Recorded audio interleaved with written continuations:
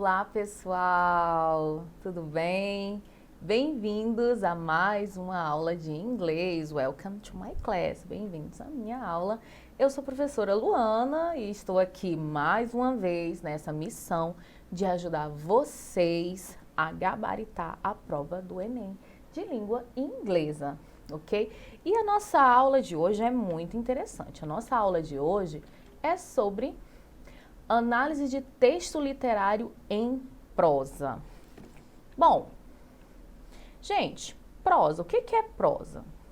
Prosa e verso, como diferenciar? Verso vocês já sabem, né? Porque nós vimos na aula anterior, vimos poema, canções, então vocês já sabem o que é verso, né? Verso é a menor parte de um poema. Já a prosa é aquele texto que ocupa a página toda. Isso, gente, que vai de margem a margem. É onde o autor expõe suas ideias com períodos simples e compostos, numa estrutura que conta, na maioria das vezes, com parágrafos. Isso, prosa ocupa de margem a margem, tem parágrafos, é aquele textos simples que a gente conhece, que está nos nossos livros. Tipos de prosa. Bom, a prosa, gente, pode ter dois tipos: a narrativa e a demonstrativa. A prosa demonstrativa são aqueles textos que pretendem explicar alguma coisa, passar conhecimento a respeito de algo. Aquele texto que tem no livro didático de vocês, sabe? Explicando o que é uma célula. Contando fatos históricos, né? Textos jornalísticos, textos científicos. Então, essa é a prosa demonstrativa. Só que essa prosa aí, a gente não vai, não é o que a gente vai trabalhar na aula de hoje, porque ela é uma prosa não literária. Lembram? Nós vamos estudar análise de texto literário em prosa. Então, não vamos ficar, isso aqui é só para nível de conhecimentos de vocês, tá bom? Nós vamos ver, o que a gente vai estudar se encaixa aí, ó, em tipos de prosa narrativa. A prosa narrativa, né, trata-se de textos prosaicos históricos ou de ficção, tá? E esse tipo de prosa, ela tem duas categorias: a histórica, né, que pretende narrar fatos e eventos com bases em relatos historiográficos, ou seja, reais, e a ficcional, que cria personagem em um universo próprio. Então, gente, eu trouxe aqui dois exemplos, uma prosa narrativa histórica e outra prosa narrativa ficcional. A primeira, como vocês podem ouvir aí, ó, em 1581, Felipe II afirmara perante o Tribunal de Guadalajara que um terço dos indígenas da América já tinha sido aniquilado. Não vou ler o texto todo, porque já está claramente a gente vê que é uma prosa não literária, tá? Narra um fato real, um fato histórico. Então, esse aí não é o que a gente vai ver hoje aqui. O que a gente vai ver é a prosa narrativa ficcional, porque essa sim é a prosa literária, certo? Tudo certinho? Até aí, tá? Se tiver dúvida, volta ao início. Se por acaso a sua dúvida eu não mencionei nada, pesquisa na internet, tá bom? A internet é uma ferramenta ótima, gente, para nós estudarmos. Então, vamos continuar. Vamos lá. São classificados como prosa literária apenas textos narrativos ficcionais, isto é, romances, contos, crônicas e novelas. Galera, eu acredito que na prova do Enem que vocês vão ver mais são esses aí, ó, romances, contos e crônicas, certo? Bom, e alguns tópicos no estudo da prosa. Vamos conhecer alguns tópicos no estudo da prosa. Vamos lá. Novel. Esse aí, gente, é conhecido em inglês como romance, né?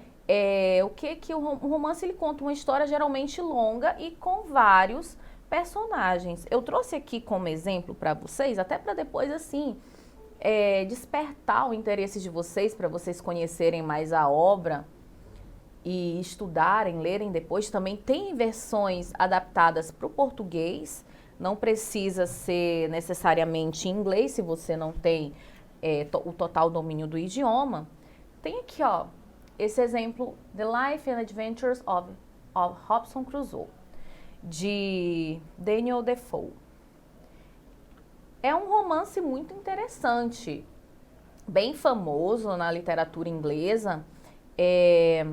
Robinson Crusoe, ele naufraga, né? Ele vai parar em uma ilha, onde ele precisa sobreviver, numa ilha deserta. Aí, com os destroços do navio, ele começa a se virar, aprende a construir ferramentas, constrói a cabana. E, bom, enfim, acontece várias outras coisas que eu não vou dar spoiler, né? Mas espero ter despertado aí a curiosidade de vocês. Bom, outro tópico de uma prosa, do estudo de prosa, é short story. Short story, gente, é um gênero mais próximo da nossa crônica e do nosso conto. E eu trouxe como exemplo aqui para vocês Birthmark, de Nathaniel Hador.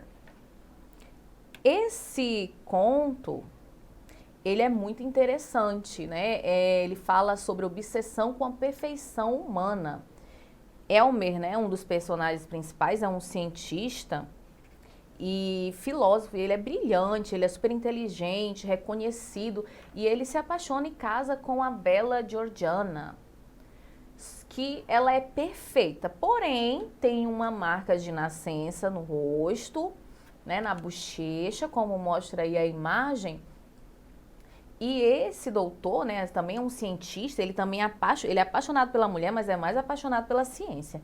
Então ele fica fissurado, obcecado com essa marca dela de nascença e quer tirar a marca a qualquer custo. E a história, ela se desenvolve a partir disso, dessa obsessão dele por essa marca de nascença dela. Gente, é uma história bem interessante também, que vale a pena vocês conhecerem, viu? Fica aí a dica para vocês, tá? O nome é The Birthmark. Birthmark. E a novela?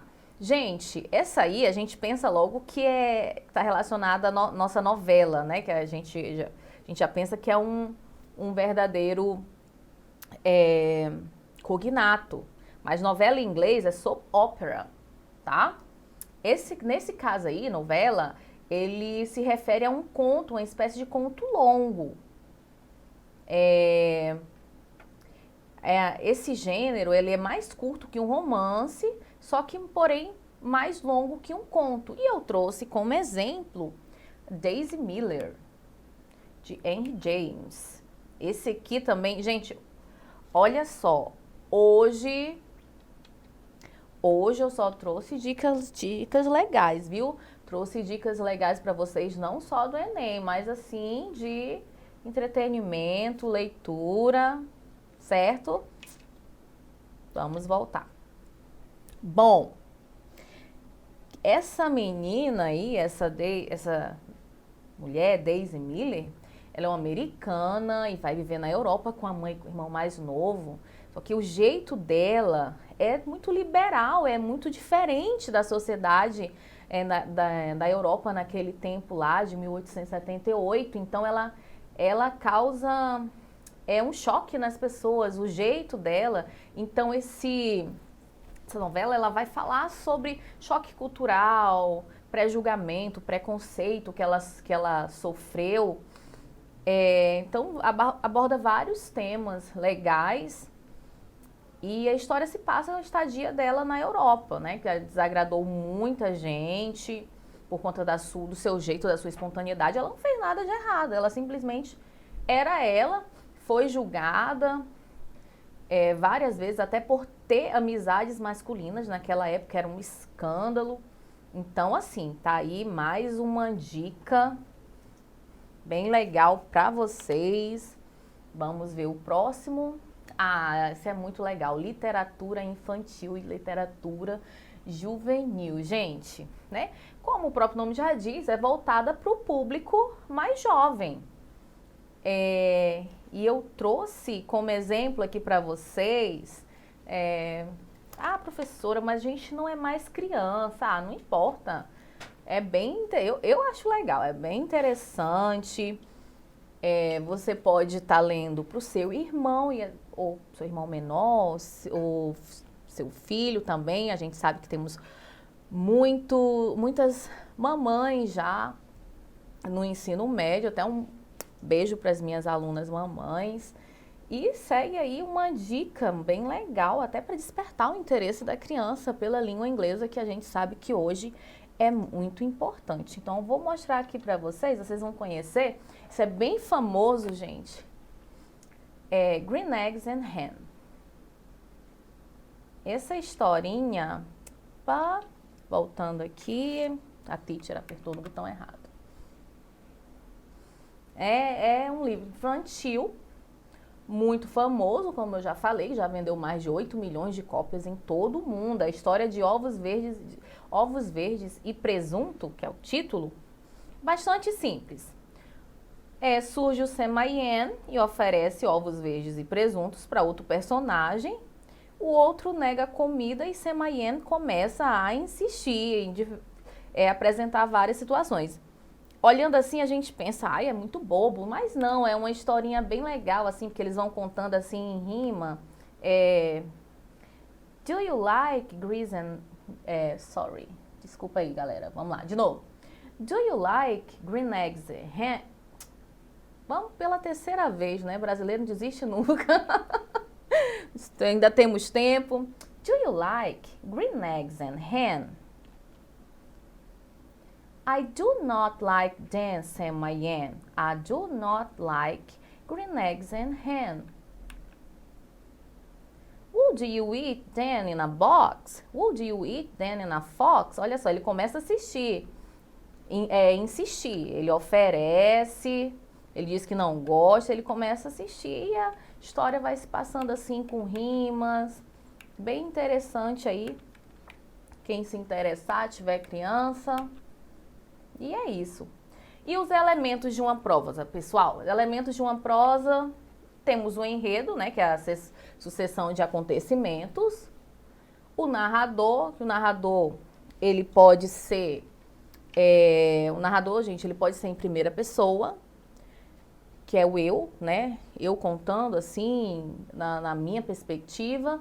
Pode acontecer também na terceira pessoa, né? Que eu posso contar a história de alguém. E também pode ter aquele narrador onisciente, né? Aquele narrador que sabe de tudo, que se passa. Enfim, vamos continuar vendo os outros elementos. A onisciência, né? Que é a capacidade de saber tudo que acontece, como eu falei, tem alguns narradores, alguns contos, romances, livros, o narrador é onisciente. Personagem, óbvio, não pode faltar. O protagonista, que é o personagem principal, um conto, gente, um romance, uma história pode ter vários protagonistas. Fluxo de pensamento, que é um recurso utilizado para vasculhar a mente de um personagem, utilizado normalmente em momentos de maior tensão. E aí, galera, esse Deus Ex Machina, isso aí foi novo pra mim, sabia? O nome, né? Na verdade, esse nome aí, Deus Ex Machina, é a resolução milagrosa do problema, geralmente no momento do clímax da narrativa. E o evento, né, que é o fato, o acontecimento. O ponto de vista, né, que é aquele pelo qual é feita a narração, se é do personagem, se é o narrador onisciente, enfim. E a verossimilhança, né, que depende de um referencial. Por exemplo, na primeira história que eu contei para vocês, lá, que eu sugeri, a do The Birthmark, né, que é a história da moça com a marca na bochecha. não faria sentido lá naquela história, não teria verossimilhança se um animal falasse naquela história. Porém, já na história do Sam I Am, né, Green Eggs and Ham, já, ok, animais falarem há verossimilhança. E é isso. Entenderam? Então vamos seguir agora, porque o mais nos interessa o que vocês estavam esperando, né? Questão do Enem. Galera, essa aí é do Enem de 2020. Agora façam aí aquela leitura que eu já ensinei, aquela leitura skimming, que é só dando aquela passada de vista. E vamos já correndo para pergunta. Diz o seguinte: a passagem do romance, já sabemos que é um romance, da escritora nigeriana, traz um diálogo entre duas mulheres negras, a cabeleireira Aisha e a cliente Aifmelu. O posicionamento da cliente é sustentado por argumentos que, letra A, reforçam um padrão de beleza. Letra B, retratam um conflito de gerações. Letra C, revelam uma atitude de resistência. Letra D, demonstram uma postura de imaturidade. E letra E, evidenciam uma mudança de comportamento. Bom, vamos ver, vamos analisar aqui esse texto. Gente, eu coloquei aí uma tradução, que tá de azul é a minha tradução. Lembrando, tá, que eu não sou aquela tradutora profissional, então é mais assim uma tradução do meu entendimento que eu tive do texto, certo? Lembrando que as traduções podem ser variadas, certo? Então, diz assim, ó, finally, Aisha finished her customer and asked what color Aifmelu wanted for her hair attachment, né? Que ela falou, ela finalmente terminou com a cliente dela e perguntou que cor a Aifmelu queria para seu acessório de cabelo, certo? Até aí. Aí ela escolheu a cor 4, color 4. E a Aisha, ela respondeu, not good color. Não, falou que não era uma cor boa, não era uma cor legal. Mas ela insistiu. That's what I use. É o que eu uso. Então, a cabeleireira, ela deu opinião. It look dirty. Parece sujo. You don't want color 1? Aí até ofereceu outra. Você não quer a cor 1? You don't want color 1? E a Aifmelu respondeu, color 1 is too black. A cor 1 é muito preta. It looks fake, parece falsa. E a Aifmelu, ela disse, afrouxando o seu turbante. Eu coloquei aí a imagem de um head wrap, né, de um turbante para vocês observarem. Tá? É isso aí que tá na cabeça dessa moça. Sometimes I use color 2. Às vezes eu uso color 2. But color 4 is closest to my natural color. É que ela usa às vezes a cor 2, mas a cor 4 é mais próxima da minha cor natural. Ela falou.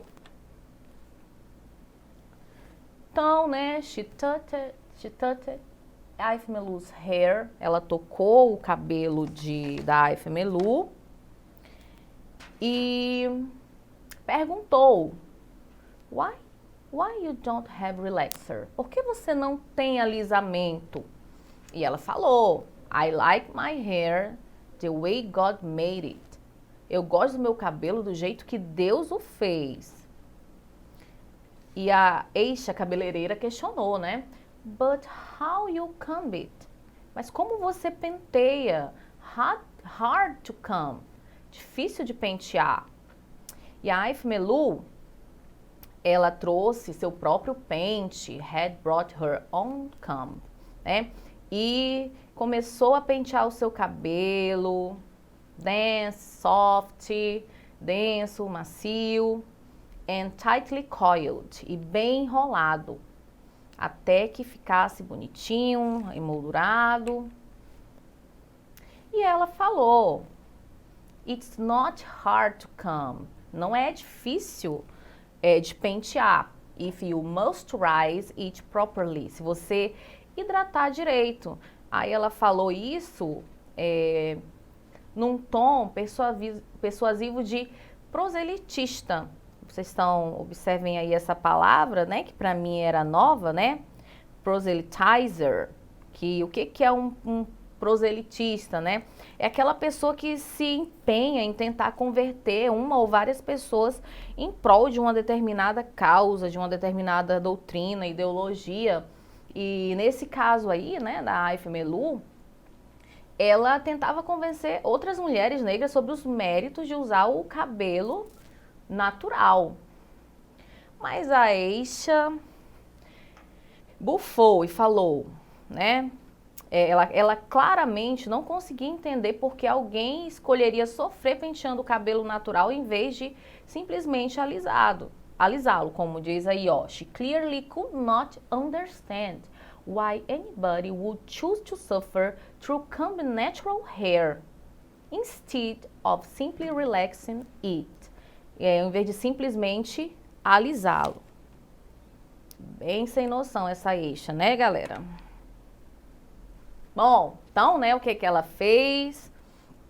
Separou o cabelo da Aifemelu, arrancou um pequeno acessório da pilha sobre a mesa e começou a arrumar o cabelo da Aifemelu como a Aifemelu queria. Então, gente, é um texto muito bonito, né, gente? É um romance muito bonito, muito interessante, que até me despertou o interesse de conhecer ele todo. E é um texto, assim, vocês podem ver que é um pouquinho longo, e a gente precisou ler, aquele tipo de texto você precisa ler ele todo, entender, para conseguir responder a questão, não tem aquela resposta ali já pronta.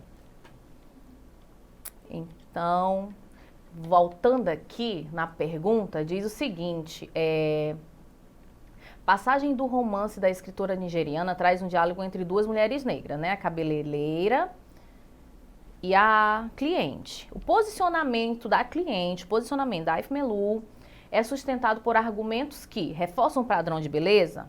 Não.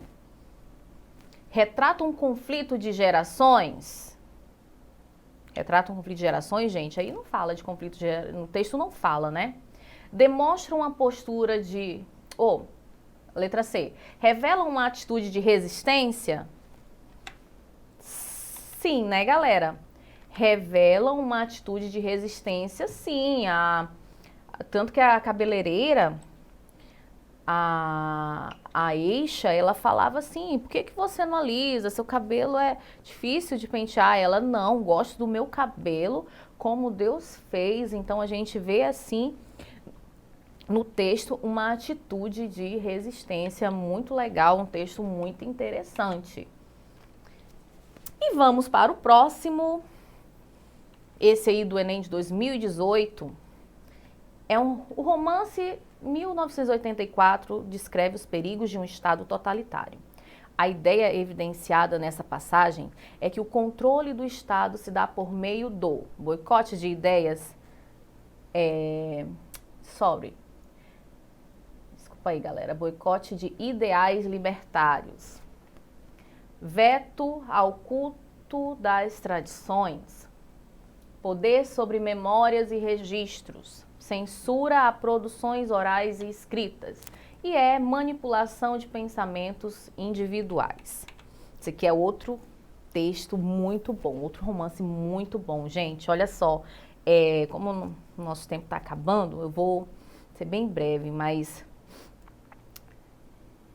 inicia assim. Is it your opinion, Winston? Na sua opinião, Winston, that the past has real existence? O passado realmente existe? O'Brien smiled, né? O'Brien sorriu. I will put it more precisely. Precisely. eu vou propor isso colocar mais precisamente.